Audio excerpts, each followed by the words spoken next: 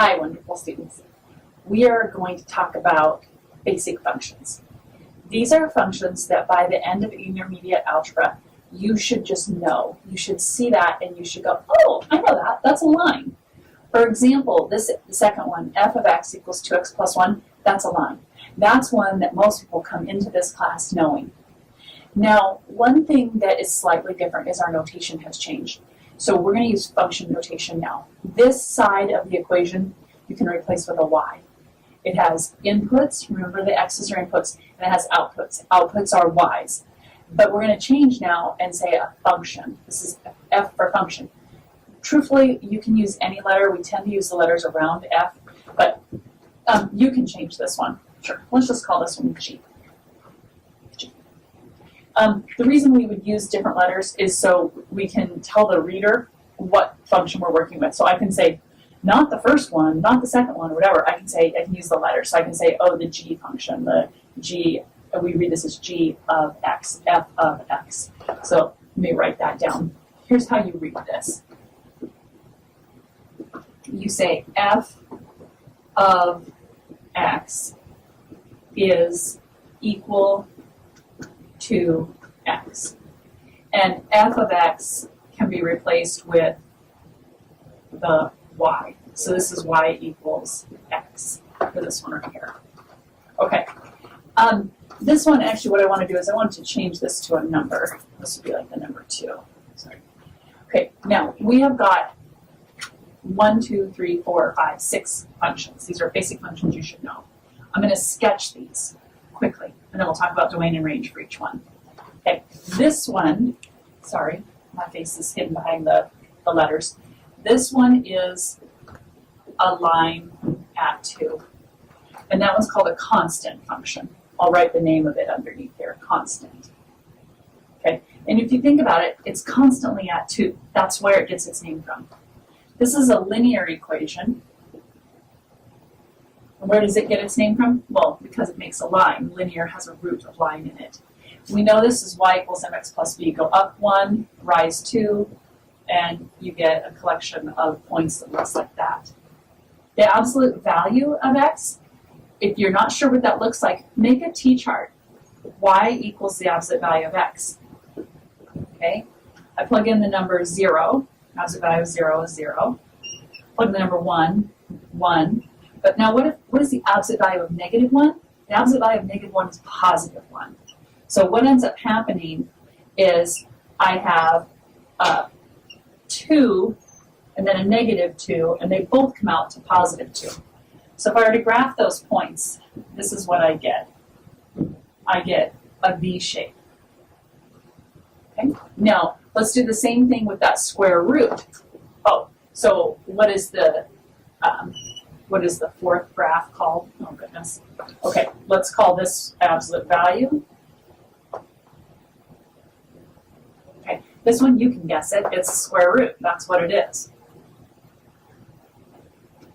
So let's look at, I'm going to choose a different color just to see if I can get this marker to write a little bit better. Okay, let's do this one. Y equals, notice I'm changing notation. I'm just going over to the x and y's just because it helps me think when we're introducing the topic that we just remind ourselves, what is it? It's an x and a y. Okay, if I put in 0, I have the square root of 0. If I put in 1, I have the square root of 1. I can put in 2, but then it's just going to be some decimal number because 2 isn't a perfect square. So let's jump up and put 4 in. Square root of 4 is 2. Square root of 9 is 3. Now, what happens if I put in a negative number? It's an imaginary. Okay, I can't graph that.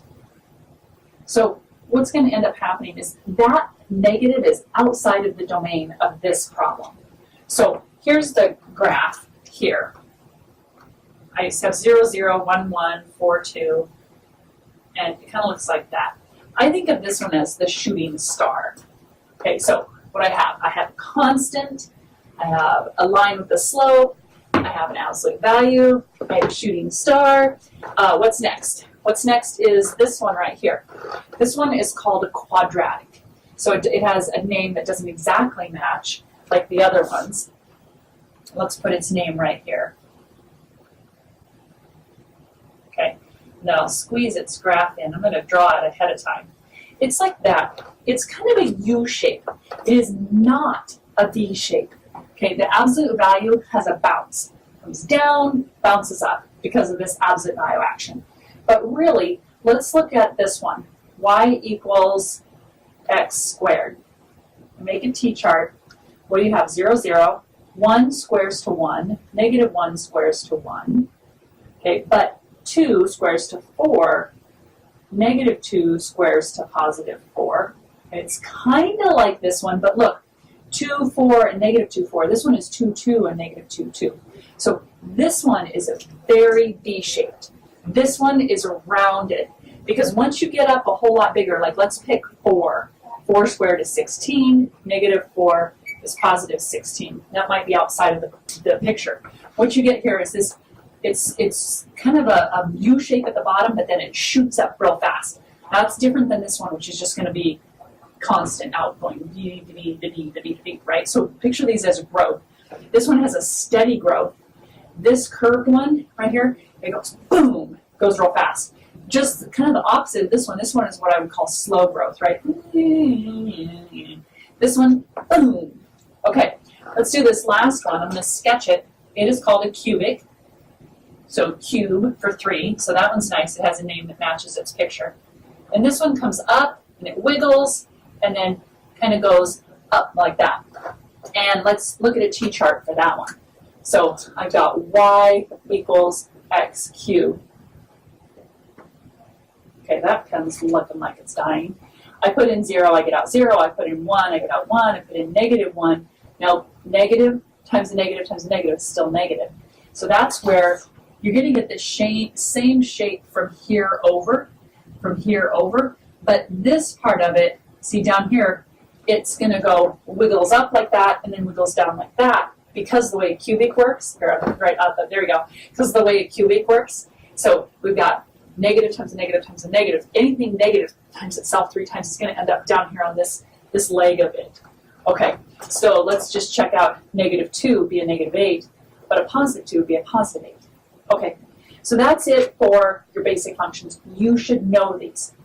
In the next video, we're going to do transformations on these videos. Okay, good job, guys. Bye.